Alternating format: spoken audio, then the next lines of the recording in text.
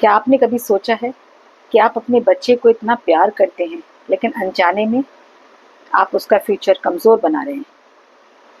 अगर आप एक रिस्पॉन्सिबल पेरेंट्स हैं तो आप इस वीडियो को कंप्लीट देखिएगा, क्योंकि इस वीडियो के अंदर मैं 5 ऐसी बातें बताने वाली हूँ जो हर पेरेंट्स अनजाने में कर जाता है, जिससे उसके बच्चे का जो फ्यूचर है वो कमज़ोर हो जाता है। नमस्कार, मैं हूँ अलका और आज मैं आपसे एक बहुत ही इम्पॉर्टेंट टॉपिक पर बात करने आई हूँ। आज मैं यहाँ किसी को जज नहीं कर रही हूँ, बल्कि मैं एक टीचर रही हूँ और मैंने बच्चों के साथ बहुत सारा समय बिताया है। और ये बातें जो मैं आज आपसे करने वाली हूँ, ये कोई किताबों में पढ़ी हुई बातें नहीं हैं, ये मेरे रियल लाइफ एक्सपीरियंस से है।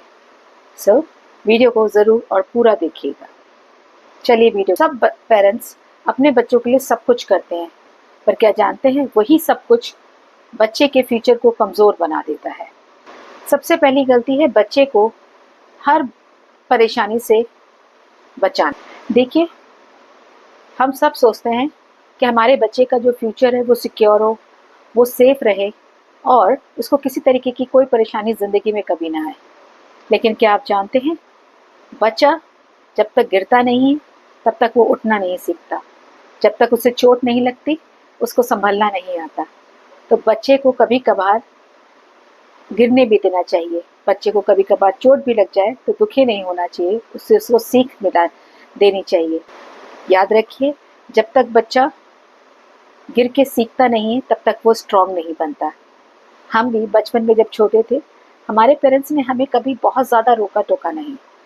पेड़ पे भी चढ़े, नीचे मैदानों में भी खेले, दौड़े भी, लेकिन गिरे भी, चोट भी लगी, बहुत सारे निशान हैं जो पैर हाथ पर हैं।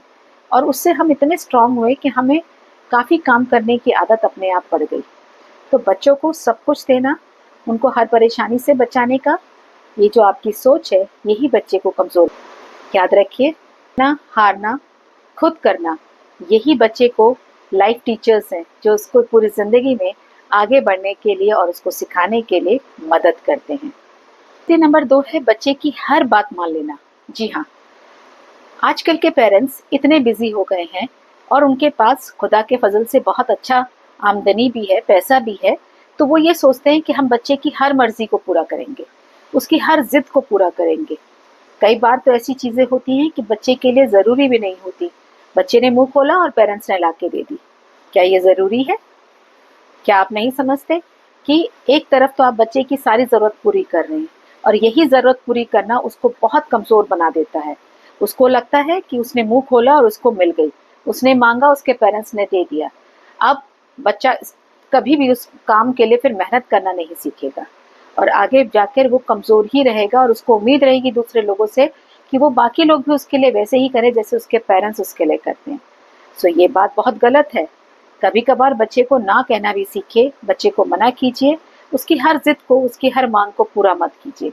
उसको कभी कभी कमी का भी एहसास होने दीजिए कि उसकी ज़िंदगी में कुछ चीज़ें कम भी हैं, तो उसको उस चीज़ों के साथ कैसे रहना है जब वो ज़िंदगी में कमी के साथ भी जीना सीखे। तो ये ज़रूरी है पेरेंट्स के लिए इस बात में कि उसकी हर हाँ में हाँ ना में, क्योंकि याद रखिए, ज़िंदगी हमको हर समय हमारी मन मांगी चीज़ें नहीं देती हैं और ये बात हमें अपने बच्चे को सिखाना बहुत ज़रूरी है।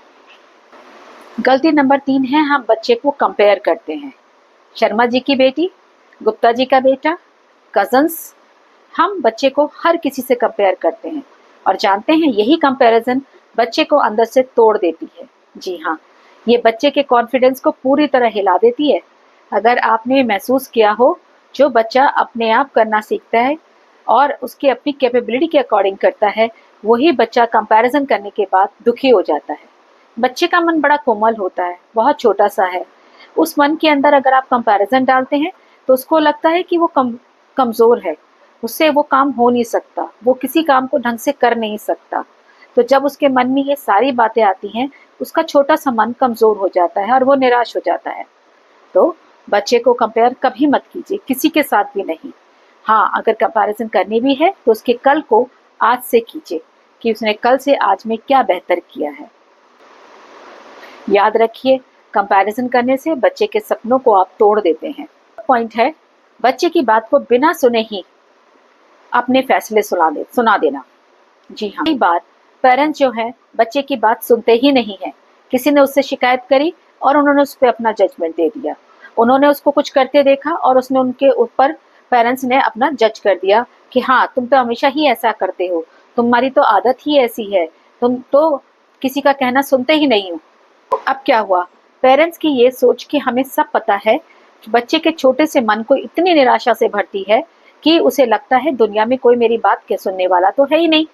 जब कोई इसकी बात सुनता नहीं है तो उसका सबसे सिंपल सा रीजन होता है और उसका रिजल्ट ये निकलता है कि वो बोलना ही बंद कर देता है।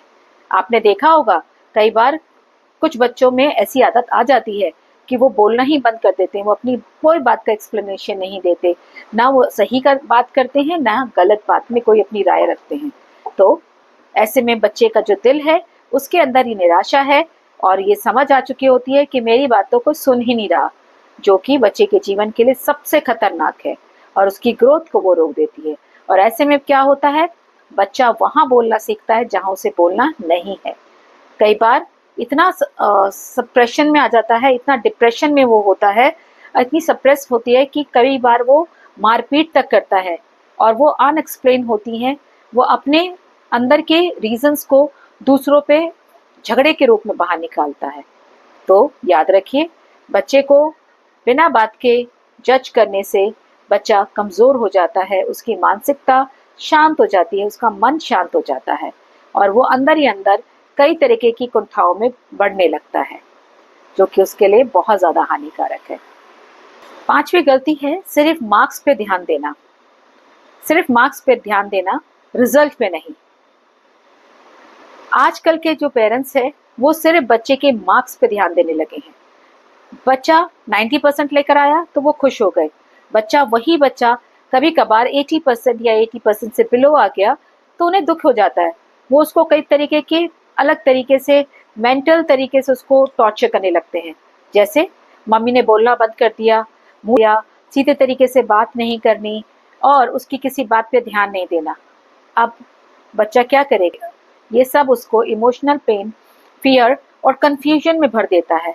उसे लगता है कि माँ बाप के लिए सिर्फ मार्क्स। इसके उलट ये होना चाहिए कि पेरेंट्स बच्चे को मार्क्स लाने के लिए तो एनकरेज करें, लेकिन हर बच्चे याद रखें कि हर बच्चे के अंदर कैपेबिलिटी अलग अलग होती है।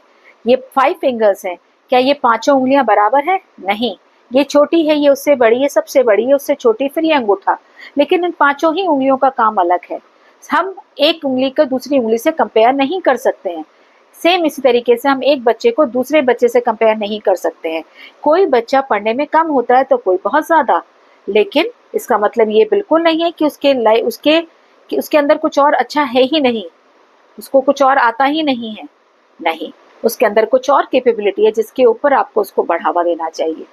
तो ये गलती कभी ना करें कि आप अपने बच्चे को सिर्फ मार्क्स को लेकर ही बात करें, उसको एनकरेज करें, बल्कि आपको यह एनकरेजमेंट देना चाहिए कि उसकी कैपेबिलिटी जितनी है वो अपने अकॉर्डिंग बहुत अच्छा कर रहा है।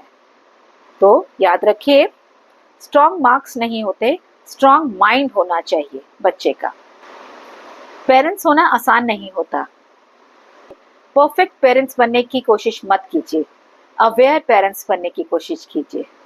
अगर ये वीडियो आपको थोड़ा सा भी सोचने के लिए मजबूर कर दे तो समझ लीजिएगा ये आपका बच्चा पहले से ही लकी है और उसको बहुत अच्छे पेरेंट्स मिले हैं जो अपना और इम्प्रूव करना जानते हैं। अगर आप भी चाहते हैं कि आपका स्ट्रॉन्ग, कॉन्फिडेंट और हैप्पी बने तो इस वीडियो को सेव कीजिएगा, शेयर कीजिएगा किसी एक ऐसे पेरेंट्स के साथ जिसको इसकी ज़रूरत है, और मेरे चैनल को सब्सक्राइब कीजिएगा और कमेंट करके ज़रूर लिखिएगा कि मैं एक अवेयर पेरेंट्स बनना चाहता। फिर मिलते हैं एक नए वीडियो के साथ, तब तक happy learning with Alka. Bye bye.